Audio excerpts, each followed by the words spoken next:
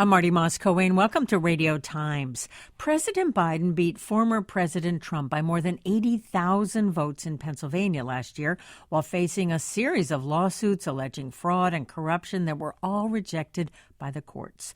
But that hasn't stopped Trump and some Republicans from continuing to challenge the results of the election under the guise of election integrity.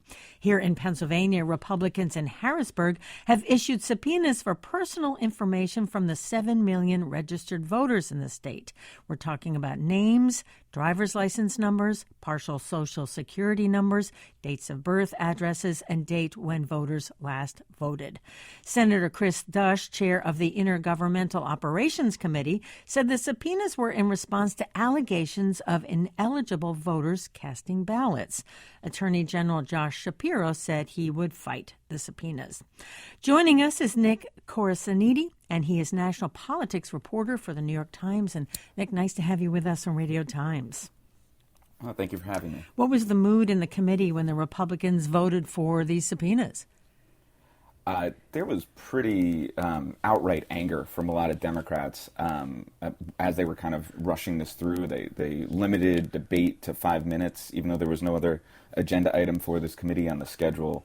And, you know, everyone from the normally reserved Jay Costa to Vincent Hughes were pretty visibly angry, and Senator Dush even cut off debate sometimes, you know, killing the cameras and having them, you know, go into recess to have everyone try and calm down. But I think just the swiftness and the vastness of this request, especially, you know, in a state where, again, there hasn't been any kind of credible evidence of any voter fraud throughout the state that would impact any results.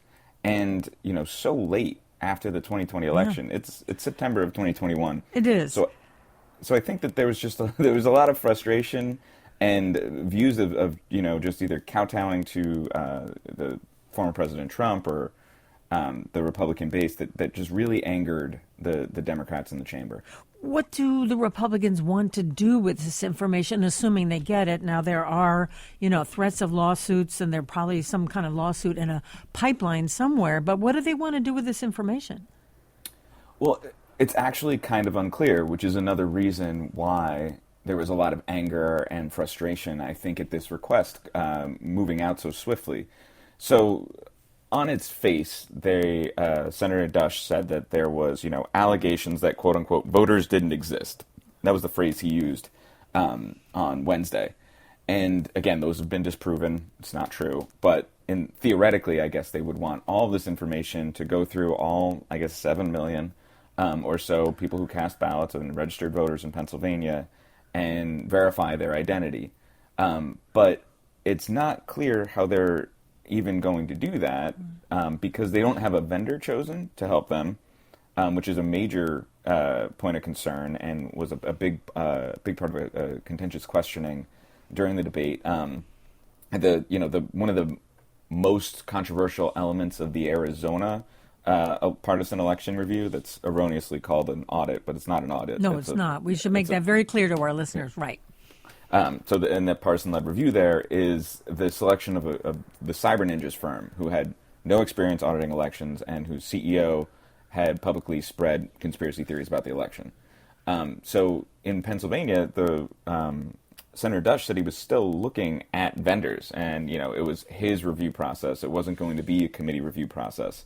And when he was asked, like, are you looking if they have ties to conservative groups or ties to known conspiracy theorists, the name Sidney Powell, the lawyer who's brought up some pretty outlandish conspiracy theories about the 2020 election, you know, will there be ties to her? And he said it's possible, which really, I think, both surprised and enraged a lot of the Democrats. So while Republicans, from, I guess, just reading in between the lines, what they want to do is verify the identity of every voter that voted, there's no clear method here as to how that will even really happen. Well, let me toss a couple of follow-up questions. Would they know, by looking at all this information, personal, private information, who someone actually voted for? I think that's at the moment unclear, and if that were to be divulged, that would go against pretty strict state code kind of shielding that kind of disclosure. So while they might look for that, at the moment, I think it's an open question, but it would be hard to see that passing a legal challenge. And then you mentioned this or referenced this, but this issue of security. I mean, you're asking for people's personal information. What did Republicans say could be or would be done to protect that information? You mentioned, cyber ninjas. I'm not sure people in Pennsylvania want cyber ninjas to go through some of their personal data, but how significant was this issue of security when there was debate on this particular issue about subpoenas? Extremely, extremely significant. And after the subpoenas were voted on, almost every election security expert I spoke to, of which there were many, were all just kind of couldn't believe that they would even risk this. This is this amount of personal identifiable information, last four of social security numbers, driver's license numbers. That's like a gold mine for hackers looking to steal identities or, do anything else kind of nefarious online. And so it's going to be a very high profile target, especially a trove of 7 million of these. And, Senator Jake Corman did recognize that security was of utmost importance, pledged that, once we obtain this information, we will secure it. But again, they don't have a vendor, so there's no real way to know how they would secure it. And if they get the information, now they set a date of October 1st that they want the Department of State to give up this information. It's unlikely that that happens because there will probably be legal challenges that, if nothing else, might stall that a little bit. But, if it comes by then and they don't have a vendor, then it's, floating around a Republican caucus. And many of the experts I talked to, I remember talking to the ACLU of Pennsylvania, said, it's an extremely bad idea to have this much personal identifiable information floating around any Senate committee, let alone something so charged and something so high profile as all of this personal information. You have looked at other states besides Pennsylvania. Are other states also wanting, subpoenaing, looking for this personal voting information?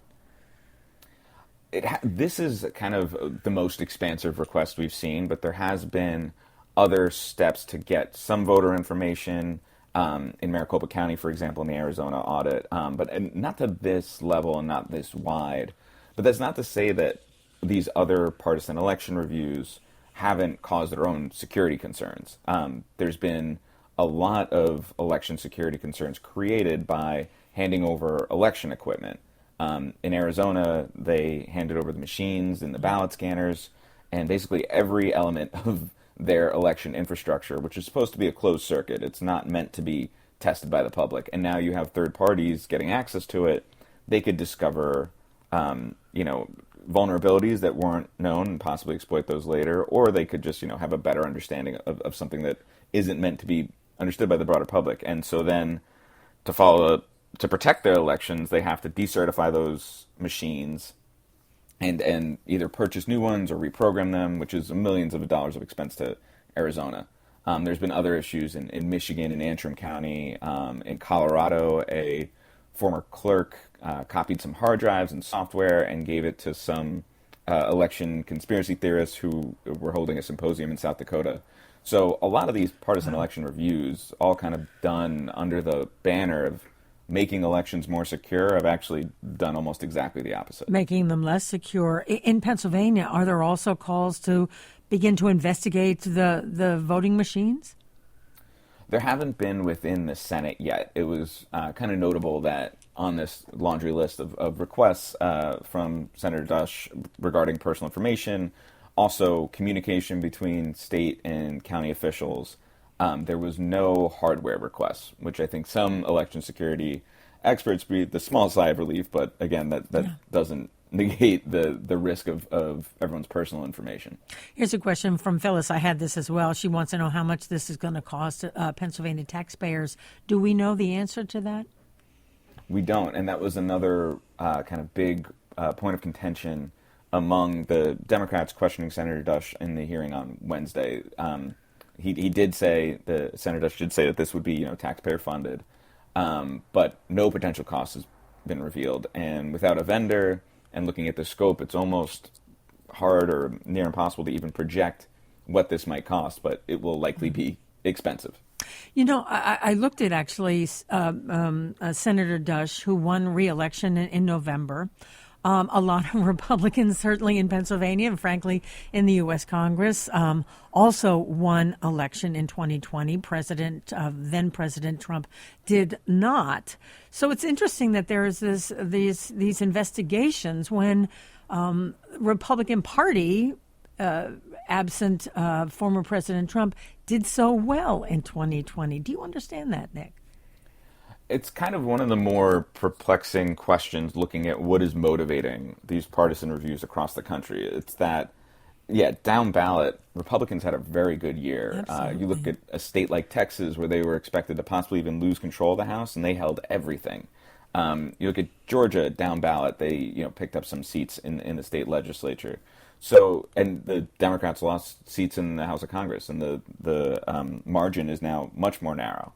So all of those were theoretically, from the Republican point of view, perfectly legit victories. It was only this presidential election that they see some, potential issues with. Now, again, there hasn't been any credible evidence of any issues anywhere regarding the presidential election. One argument that I hear Republicans make is that there's such a split ticket in some places that it doesn't, quote unquote, logically make sense. So how could they do well down ballot when the top of the ticket didn't do as well? And, there's plenty of reasonable explanations for that. There's been ticket splitting throughout American history. Voters make choices.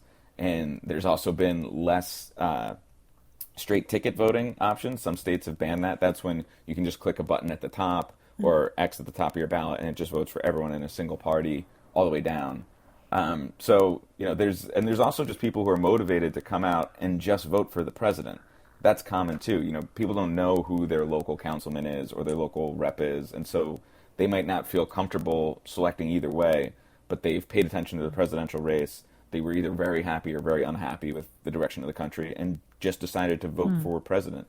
So there are plenty of perfectly plausible reasons as to why there might have been that division, but that's not even, the most cited reason. There really isn't. I haven't heard articulated really from any politician pushing for these election reviews other than kind of conspiracy theories about the presidential election. Well, I want to pick up on that, but let's take that short break and then we'll get back to our conversation. We're talking today with Nick Corasaniti, and he is national politics reporter for the New York Times, has been reporting on Pennsylvania's legislature, the fact that the Republicans in a committee have issued subpoenas for lots of personal and private information from the 7 million registered voters in this state. We want to know what you think of that.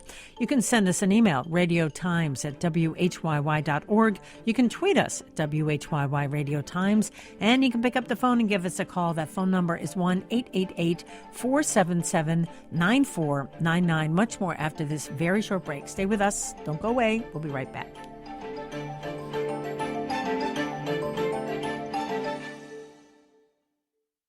This is Radio Times here on WHYY in Philadelphia. I'm Marty Moscow, and just a quick recap here. Pennsylvania Republicans want personal information of every registered voter in the state, including things like driver's license numbers, partial Social Security numbers, and it's all part of their investigation into the 2020 election results. We're talking about what's going on with, in Harrisburg, with our guest, Nick Corasaniti, national politics reporter for the New York Times. Nick, before we get some comments here from our listeners, so and clearly the Republican Party did so well in 2020. When you see Republicans in Pennsylvania and other states doing similar things, are they doing the bidding for former President Trump? Is that what's behind these actions? Well, it's hard to know exactly, what the motivation is here, because when they say we need to look at the election, they rarely mention the president's name. But his obsession with the 2020 election and continued relitigating of his loss in November certainly seems to be a motivating face for the Republican base. And with so many state legislative districts in a lot of these states that have been pushing for these partisan reviews being, fairly safe, fairly gerrymandered, there's more of a concern of a primary than there is of a general election. And so a lot of politicians look at, okay, the challenge could come from the right, and at the moment, the base of the party is still very in line with former President Trump, and he is just continually pushing for reviews of the 2020 election and, bringing up both new conspiracy theories and clinging to old ones. So I'm not sure if if they would say, yes, we're doing the bidding of former President Trump. I think he's motivated the base of the party and a large chunk of, state legislators around the country feel more pulled to the base, that's kind of where this motivation is coming from. Even in very blue California, during the recall election earlier this week, there was all of these accusations about voter fraud, about the election being rigged, and sure enough, former President Trump comes in and says, "I predict it'll be a rigged election." Right. So, but that came even after some of these accusations came on conservative outlets, some Fox News hosts. So it's kind of become bedrock, I think, to a lot of the base to be this obsession with voter fraud, and it might just kind of be something that is, kind of endemic to elections moving forward. Here are a couple of questions. One from Mike. He says, is there a legal avenue via the courts to prevent this wasting taxpayer money from happening? Attorney General Josh Shapiro says that, he's going to file suit, and I'm sure others have as well. What's the status of that, Nick? Well, the Senate Democrats, immediately after the vote, held a press conference in Harrisburg on Wednesday, and Senator Costa pledged that they will be filing a lawsuit challenging this in the court. Their legal arguments are that they view this as an overreach and a breach of separation of powers, and that this data should only be, in the hands of and reviewed by the executive branch, of which the Department of State is a part of. Right. So that's one argument. There's also simple, federal privacy law that this could be running afoul of. And Attorney General Shapiro, when I spoke to him, mentioned that, there are great consequences to data breaches, and his office deals with data breaches all the time.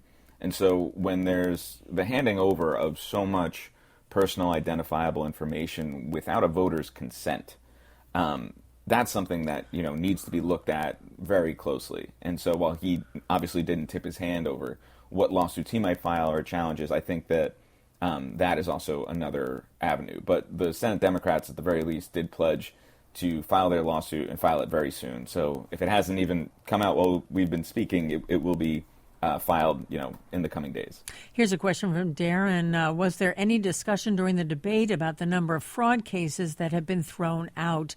There were federal courts, lower courts, the Pennsylvania Supreme Court. Things went all the way up to the U.S. Supreme Court, Nick, and basically all tossed out. These were allegations of fraud or some kind of mismanagement or corruption. Yeah, so that did come up in questioning. I can never pronounce his name, but a senator from Bucks County. Santasiero? Yeah, sorry. Okay. As an Italian, I should be more ready to say that. But anyway, fair enough. He was pushing Senator Dush on saying, why are we doing this? And he said, to look for potential voter fraud and voters who didn't exist, casting ballots. And he said, well, those have already been disproven. And Senator Dush just kind of brushed that aside. Mm-hmm. So, I think, and we've seen this in other states. I think Georgia is perhaps the most specific example where, because it was very close there was multiple recounts, multiple forensic audits, like actual real audits carried out by professionals. There was a hand recount. So that result has been reaffirmed over and over and over again with the most, closely watched and methodical methods.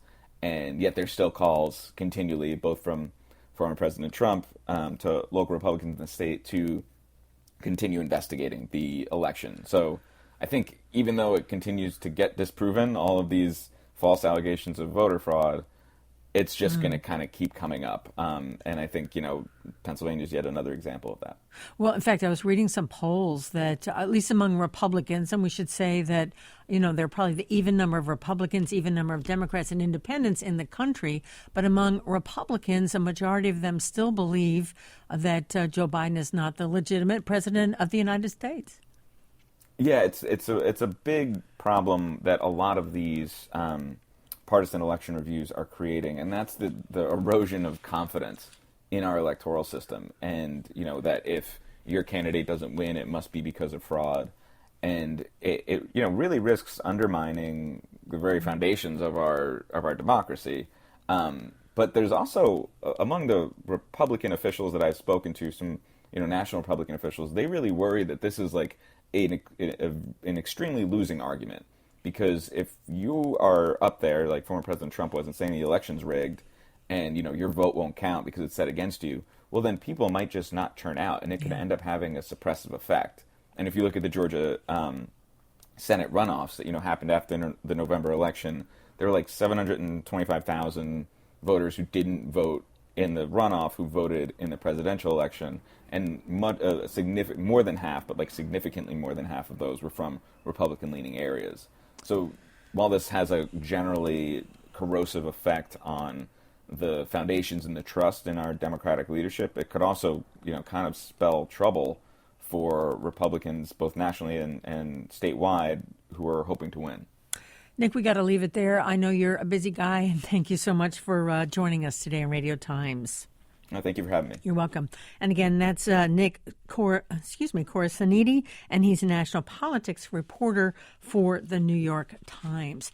And we've been talking about Republican lawmakers in Pennsylvania issuing subpoenas for voters' private information, part of what they say will boost confidence in the state's electoral system. Democrats, as we heard, vowed to fight the subpoenas and charge the Republicans are trying to undermine voters' confidence. I should add, Joe Biden beat Donald Trump by 80,000 votes in Pennsylvania, and all charges of electoral fraud were thrown out of court. Joining us now is Diana Robinson, and she is Civic Engagement Director for Make the Road Pennsylvania. That's a community-based organization that advocates for Latino and Black communities. And Diana Robinson, nice to have you with us on Radio Times. Thank you for having me. You're very welcome. What's your reaction to what the Republicans in Harrisburg did this week? I think it's a distraction from what's happening. We know the election was fair, and it was one of the most fair elections that we've had in recent times. And it's a distraction from all the real problems Pennsylvanians are facing, such as needing rent relief, also COVID relief, things like that. It's a distraction, and also it's reactionary to the large numbers of communities of color that turned out to vote. And as the former guest mentioned, I do feel that it is a way to suppress and take the integrity out of voting for people. I want to pick up on that, but let me just toss a couple of questions to you. In fact, they're all pretty much the same. One from Lori and one from Elizabeth. I'm giving this to you, Diana Robinson. They're saying they're appalled and they want to know what can be done to stop this information sharing that the Republicans want to do. Now, there are some lawsuits that will probably be, if they haven't already been issued in court. But what do you suggest people do if they're worried about this? I think people need to really publicly stand against this and call out these politicians who are calling and advocating for this. I think that's what's important. Also, understanding that this is a distraction and that it's actively reactionary to suppress people of color's vote who turned out in record numbers, and that we have to have the focus on problems that Pennsylvanians are facing right now. And the 2020 election's over, and we need to deal with things that are happening now in 2021. And what's happening now that most concerns you then? Yeah, with all these there continues to be an infringement on voting rights. There have been voter ID laws proposed. Recently, HB 1300 was proposed, but it was vetoed by the governor. But again, it's reactionary, a way to suppress people of color's votes, and so we are continuing to fight against that to ensure that people of color have the right to vote and can vote freely. We saw this past election why there was record turnout in communities of color was because voting was more accessible. There was vote by mail, there were drop boxes, so people weren't limited to poll site times. So it opened up the opportunity that people who worked overnight shifts or worked two jobs, it didn't matter, they could vote. Well, and voter ID has been an issue in Pennsylvania before. It never went anywhere because those in support of it were, frankly, unable to really prove that there was widespread voter fraud. But you're saying there's concern it could come back. Yes, there is.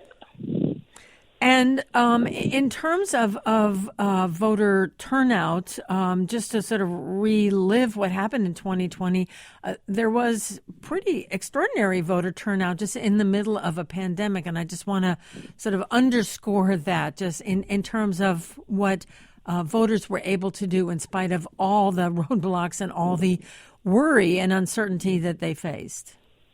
Yes, and that's because we made voting more accessible. It wasn't as restrictive as it's been in the past, right? We had early voting, we had vote by mail, we had drop boxes, and there was large efforts to educate communities about how to carry out this process, how they vote by mail. There was efforts to ensure that any materials that went out in multiple languages. We, at the organization that I work for, we advocated for vote by mail to be available in Spanish because it wasn't for the primary, but then for the general it was. So that was important, these tools to ensure that everyone had all the information they needed. And Act 77, that expanded voting rights, and we need to continue on that path of expanding voting rights and not restricting them. It's really important for people to have access to voting, for voting to be easy and accessible and not difficult. And we should underscore the fact that Act 77 was passed by the Republican-controlled legislature, correct, Diana? Yes. Mm-hmm. Just to underscore what we're talking about, let me just make sure our listeners know who I am talking to. And this is Diana Robinson, Civic Engagement Director for Make the Road Pennsylvania. That's a community-based organization advocating for Latino and Black communities. And we've been talking about voting, voter integrity, the right to vote. And again, we want to hear from you. Radio Times at whyyorg.org. You can also tweet us at WHYY Radio Times. And you can always call us. That phone number is 1-888-477-9499. The new census that came in within the last couple of weeks shows that there are more Latinos in Pennsylvania. And I wonder, Diana, if you could just speak to that, the importance of what that means. Yes. So that's something that for a long time I've seen the growth of Latinos across the state of Pennsylvania, but this last census really solidified that how large the Latino population has grown in Pennsylvania. In almost every county, there's been an increase of the Latino population. And why that's important is just in 2020 was the first time that a Latino state representative was elected, Manny Guzman. And that's important because Reading is a predominantly Latino city, and just in 2020 was the first time that a Latino state representative was elected. Talking about the census, we're now in the redistricting process where, district lines are going to be drawn and things like that. And why it's important for communities to have representation within government, it's not only because to have people that look like them, but also to have people that understand their issues, understand people culturally, and are going to advocate for the issues affecting these communities. Picking up on that, how then should the redistricting process, how should that proceed? What should it look like? Yeah, so we've been, a coalition of people, including myself, have been involved in the redistricting process, educating communities about this process, what it means. And also, we've been part of the legislative reapportionment hearings. I've testified there about the importance of language access, transparency, but also that this committee should take into account racial equity. We know that these maps have been drawn with racial bias within them, and how do we ensure that we're taking that into account and that we're not continuing to disenfranchise these communities? Did you see progress on that front? We did a show a couple of weeks ago about redistricting in Pennsylvania, and it looks like at least there's some small effort, but certainly an effort to try to make the system, the process more fair and equitable. Yes, so we do feel that I do feel that there has been some progress made there. I do feel that there's more work to be done always. The fact that there was open hearings was important, that there was public testimony. There's a hearing next week where there's also public testimony to hear from communities of interest, which is really important. But I think all along the process should be open and public, and we should be hearing from all communities to understand how these processes impact them. And I think a big win definitely was around prison gerrymandering, and that was a big victory, and that's something that was really great. Well, we should just explain to our listeners, which is that if someone is in prison and can vote, they can represent the place where they live, not where the prison is located. Correct? Correct. Yes, because oftentimes people who are incarcerated are then counted in the places where they're currently serving time. But in reality, they're not connected to those communities. Those are not the communities that they're from. So this was a big win to ensure that they are counted in the communities that they are from. Anything else we should know that you're working on before we say goodbye? Yes, I think it's really important to ensure that we have language access and that we expand voting rights. It's important to understand that the citizens across the country in Pennsylvania may not be English speaking, have other cultures that they represent. And if we want to make our democracy inclusive, that we need to ensure that materials are available in multiple languages, that we have poll workers that understand these communities and aren't dismissive of them, aren't sometimes racially profiling groups of people. So how do we make voting as accessible and also bringing joy to voting, being an experience that people feel proud of and they don't feel deterred when they go to the polling sites or like being told, oh, you need this, oh, no, you know, oftentimes that happens within our communities where people are turned away, and we want to remove that barrier. We want to make voting a better experience for everyone. I really like that. Bringing the joy to voting. Diana Robinson, thank you so much for joining us. Thank you for having me. You're welcome. And we've got another guest who will be joining us after this short break, Kim Whaley, professor of law at the University of Baltimore School of Law. Much more to talk about. We'll be right back.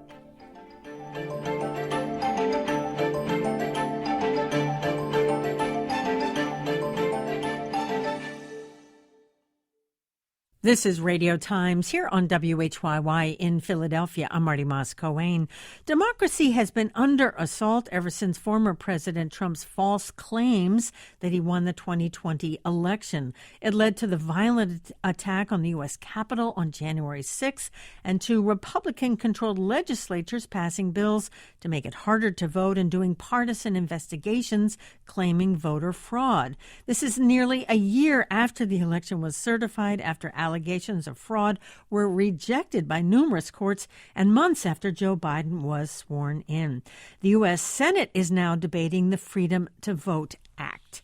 Our third guest, and rounding out our discussion this morning on Radio Times, is Kim Whaley, professor of law at the University of Baltimore School of Law, author of What You Need to Know About Voting and Why. Kim, nice to have you back with us on Radio Times. Good morning, Marty. Good morning. And let me just make sure our listeners can join us as well. We've got a lot to cover. You can send us an email, radiotimes@whyy.org. You can tweet us at WHYY Radio Times, and you can call us at 1-888-477-9499. Kim, I just want to begin with the Pennsylvania Republicans issuing subpoenas, getting all sorts of personal information from registered voters here in Pennsylvania, and what you make of that. Well, I think it's just, we saw this in Arizona as well. Unfortunately, this is going to be a new frontier around elections, and that is really shamelessly challenging the results of the elections through these phony audits. And I say phony because in the vast majority of our electoral systems across the country are quite secure, and they're managed by regular people like you and me, not even politicians. And there are all kinds of audit mechanisms and protections in place to prevent fraud, which is vanishingly rare. So, I really hope, honestly, in the state of Pennsylvania and other places that voters hear about this kind of thing and push back on the notion that their private information would, in this moment, what appears to be used for political retaliatory purposes and gaming the system. As your last guest indicated, this country is founded on the notion, unlike common law England, that, power doesn't come from some higher power and handed to a king or queen through birth, but it comes from the people. And the way we protect our own liberties and ensure that that power stays in the people and not in the powerful is at the ballot box. So these assaults on the right to vote, frankly, they're called suppression of vote. People call it suppression efforts, but it's really anti-voting efforts are abject power grabs. And as you indicated in the lead, Marty, they're deeply, deeply threatening to democracy itself, which is not our birthright. It's not protected by some divine right in America. We take it for granted, and we could lose it. Well, I tossed this question to our first guest from the New York Times, but I want to toss it to you as well, Kim, because I'm still scratching my head. On the one hand, we see Republicans here in Pennsylvania, but also in the House of Representatives, did very well in 2020, made really important gains in their either local legislatures or in the U.S. Congress. But we saw, obviously, the president lost. He says former President Trump lost. He claims it was because of fraud, but nonetheless, we know that's not true. So it's just such a curious thing for Republicans to be sort of fighting against our electoral system when they did so well. Right. And, you also point to a sort of inherent contradiction here, which is the alleged fraud is only at the top of the ballot. That is in the presidential pick, whereas, all the down races were on the same ballot. And when I say ballot, it's, piece of paper. Let's assume that's what it is. And they list the various races. The top would be the president. And so if someone is cheating to get a ballot they're not entitled to, presumably the argument would be down the line, all of those other races are potentially fraudulent, including the wins of Republicans who are now claiming that you have to kind of just highlight the top of that piece of paper. It doesn't make logical sense. Right. And, I think another fallout from the Trump years, frankly, is just this destruction of authenticity and truth. That is, Donald Trump said thousands of lies that are documented, and there was no accountability for it, where historically, politicians were pounced on in various ways. And so they sort of colored in the lines when it came to making accurate statements. And what's very, very sad about the last 4 years is that now politicians feel that they can just blatantly lie to the public, and there's no consequences for that. And of course, the framers of the Constitution understood that it's human nature to sort of compromise ethics for power.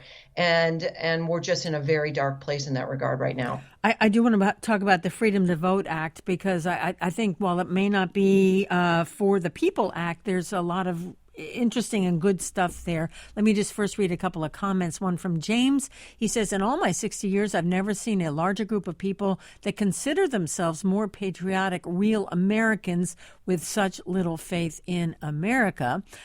Kevin says, I've seen Pennsylvania Senate Republicans pointing to claims of fraud they want to investigate. Are there penalties for people who file bad faith affidavits that fuel the so-called audit? And we should say so-called audit because it's not, Kim, a real audit that has to abide by, very specific rules and guidelines. But any quick response to those two comments?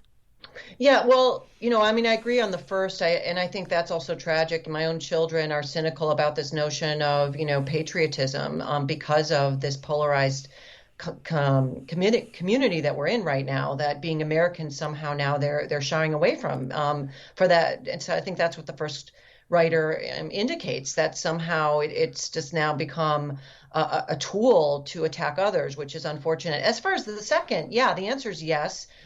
If in particular these things are filed in a court of law, and of course Rudy Giuliani has lost his license to practice law in the state of New York and in the District of Columbia. The so-called Kraken lawyers, Lynn Wood and Sidney Powell, have been sanctioned in the state of Michigan for filing lies. And lawyers can also, lose their licenses, but there are sanctions in the context of anything that gets filed in court. And I've encouraged now for months that courts use that inherent power, because that is the third branch of government that, is also, I think, a little bit in threat in terms of its legitimacy. And when courts become a circus and a joke, then there's no recourse for violations of liberty, and that's for any person, regardless of political party. This is why I really hope we can join hands around being Americans and not blue versus red, because if the ship goes down, we all go down with it when it comes to a functioning democracy. Well, let me talk about the Freedom to Vote Act. This comes from Senator Klobuchar. You wrote about it in the Bulwark. Let me just read a couple of items that you listed that's part of this act. Establishing automatic registration of voters upon application for a driver's license, authorizing Election Day voter registration, banning prosecutions for errors in registration, making Election Day a legal public holiday, requiring that states make online voter registration available. I'll just read a couple of more. Requiring states to provide secure ballot drop boxes that are placed in accessible locations, prohibit states from restricting curbside voting, forbidding states from banning voting by citizens with criminal convictions unless still incarcerated at the time of an election. That's just one of a whole bunch of parts of this particular Freedom to Vote Act. And Kim, I would say that would be a huge improvement. Absolutely. I mean, it's 588 pages, and I did go through it, fairly carefully in the time frame. And what's important about this piece of legislation, unlike the last omnibus bill, is that West Virginia Senator Joe Manchin supports it, and he has been the holdout in the Democratic caucus. So, if he can get 10 moderate Republicans, that's harder and harder to manage, then this could actually pass. But barring that, of course, Manchin and then Kristen Sinema, an Arizona senator from Arizona, have objected to fiddling with the filibuster, which I would say is necessary, even if it's just for purposes of passing the statute, because it is absolutely so vital to push back on these, shameless attacks on regular voters. This is not, it's interesting, Marty, in the lead up to 2020, talking about these issues, we were still pushing back on some notion that these additional efforts were required to make sure there was security in elections. That's not even really being argued anymore in these more Republican-leaning states. I mean, it's just really, we want to make it really hard. And this is hard for all people, elderly people, people with disabilities, any walk of life. It's going to be harder for you to vote. And I just don't think people are realizing this. It'll be interesting if the next round there's more of a political pushback on this. I mean, of course, with COVID and other things, people have huge issues on their minds, but without a functioning democracy where you can actually meaningfully vote, all those other issues you care about fall by the wayside. So I think this would be this goes a long way to just making this not so hard. I mean, they're common sense reforms, common sense reforms, and I'd love to see this pass. It would be a huge benefit for regular people. But you said it needs 60 votes, right?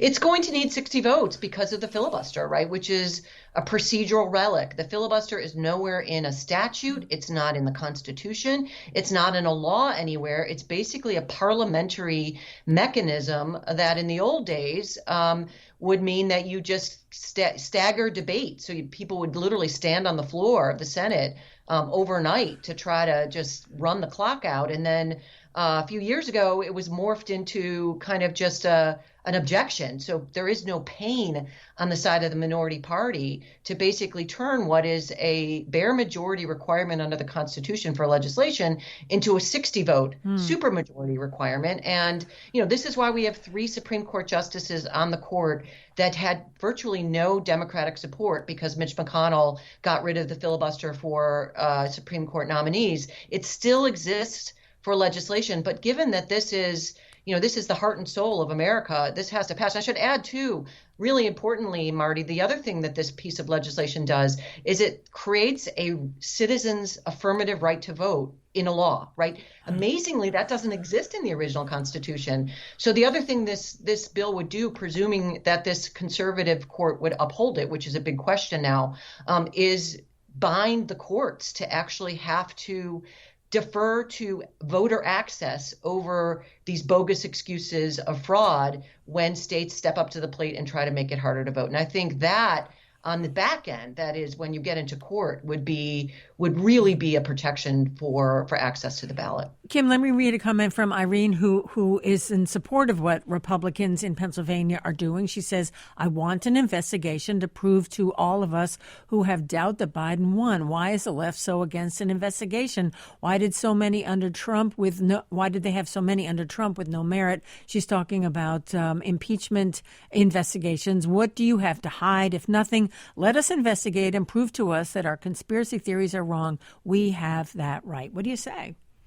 Well, I mean, Pennsylvania is one of many states where there were lawsuits that were filed to do just that. So we have a system in place called the judicial system, and I teach how to bring these lawsuits.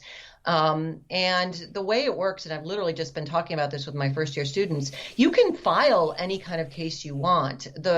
The legitimacy of it, whether it's raises a valid problem, really comes after that. That is, you have to show that there's at least sort of an indicia of a problem before you get to what we call discovery, where you can have this investigation. You can issue depositions. You can ask for document requests. And in 60 plus cases across the country, these cases didn't get past the threshold sort of level because there was just not even basic evidence of fraud. And if I want to bring a case of negligence, if I want to sue my employer for discrimination, if I want to sue for breach of contract, all of us regular people need to sort of have at least the ABCs to get past go in the court system. And when it comes to fraud, there just isn't any. So the resources shouldn't be used to chase a tail that in this moment, happily, I think it's a good thing.